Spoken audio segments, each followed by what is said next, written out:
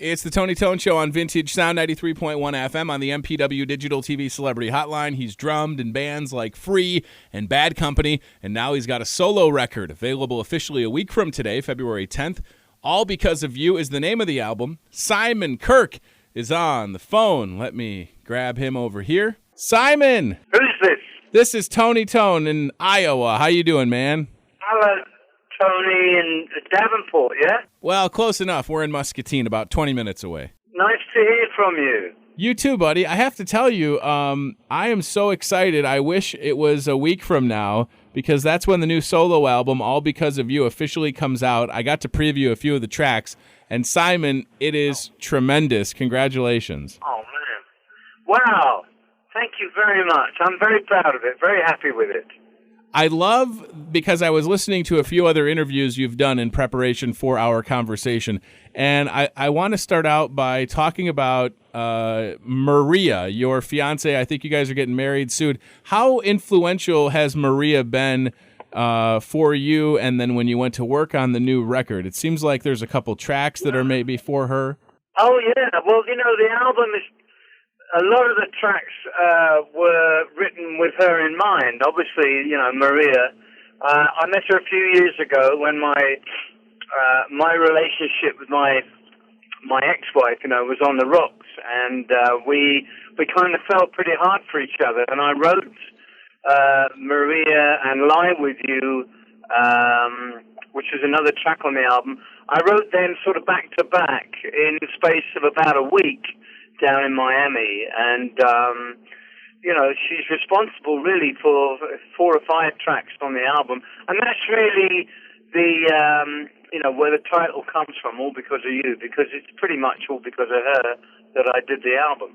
I love it. I want to talk about Chicago, because I grew up in the Chicago suburbs, and Chicago is where this album was recorded. So talk about hooking up with the folks at the Empty Pockets. The Empty Pockets. Well, I have a manager, David Spiro, and he first introduced himself a few years ago. And after about a few months, I said, "Listen, I've got these songs, and I'd recorded a couple of albums in my home over the last 10 years, and they hadn't really done anything."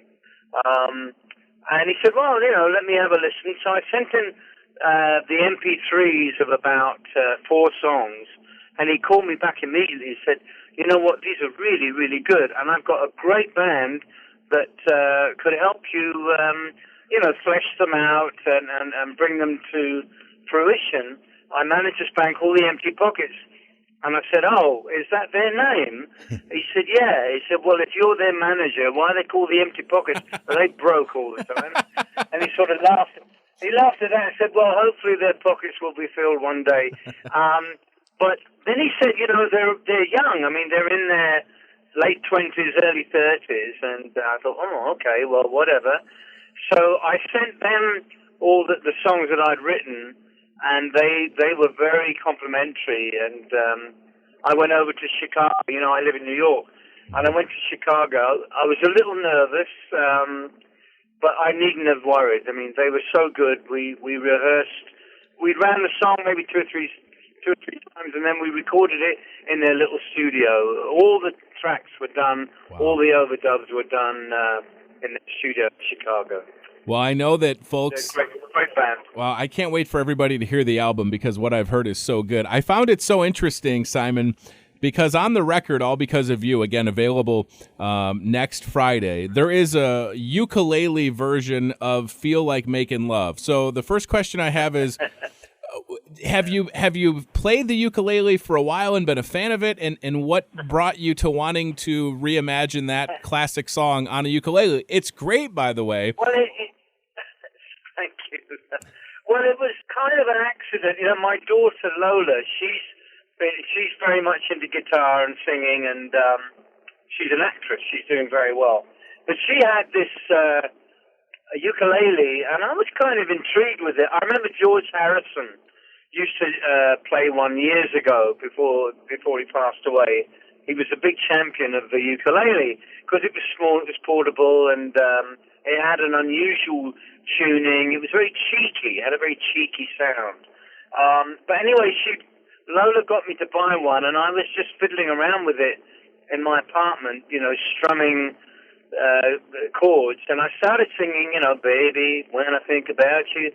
And Maria was there, and she said, "Wow, that's great. What's that?" And she's a little bit younger than me, so she wasn't as up on Bad Company as maybe other people might be. I said, "Well, it's a song that Bad Company had." She said, "Well, it's great. You should do it just like that." I said, "Whoa, baby, hang on. This is like doing a bagpipes version of Stairway to Heaven.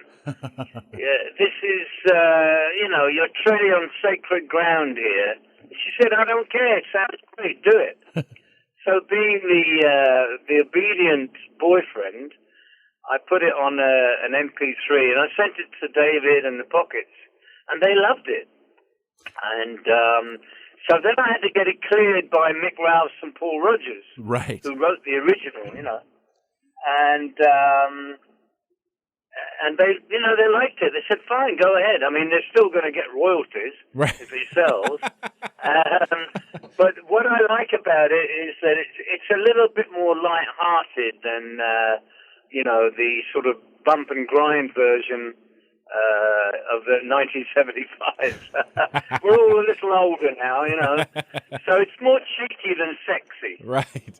Well, it's really good, and I know that people are going to like it. My last two questions, Simon, when you do sit behind a drum kit, what kind of drums do you play? Has it been the same kind for your entire career? Well, I've had pretty much the same setup ever since I started. I flirted with a double kit back in the late 60s because Cream and Blind Faith and Ginger Baker and all that, double kits were all the rage. But I play a four-piece kit, DW.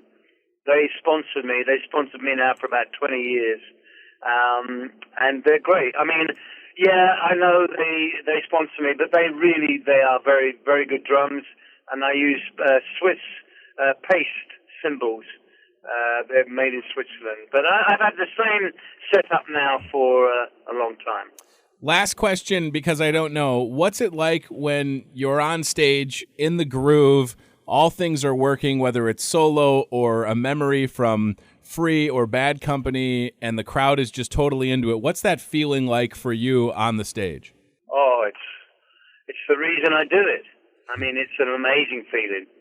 I mean, let me slightly amend that. When I started out, my God, I was working it out over 50 years ago. And, I did it because I love playing music. I wanted to get girls. I wanted to be in a little gang and travel the world and make a bit of money. And, I've got a great fiancé now, so I don't need girls anymore. I've got a little bit of money, not a lot. I mean, enough to pay the bills. I'm comfortable. What's left? The only thing that's really left on my agenda now is to have a decent solo career.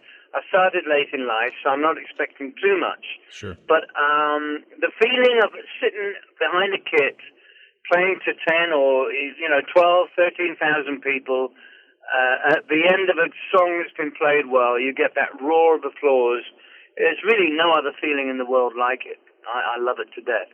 But I get the same vibe from playing to 50 people, and I know that I play the song well. It's just getting that connection with the audience, and there's really no other feeling like it. Well, listen, buddy, I know that your audience is going to love All Because of You, available officially next Friday, February 10th, and if you pre-order it, you can get the instant download of the ukulele version of Feel Like Making Love. Simon, thank you so much for the time, continued success, and just know that you have a friend that will play All Because of You on the radio here because I have control of our playlist. So have a great weekend. Oh, thank you very much indeed.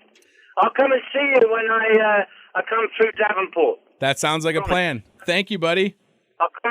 I'll come and shovel your snow. It's a deal. See you, Simon. Okay, brother. Bye. Bye-bye.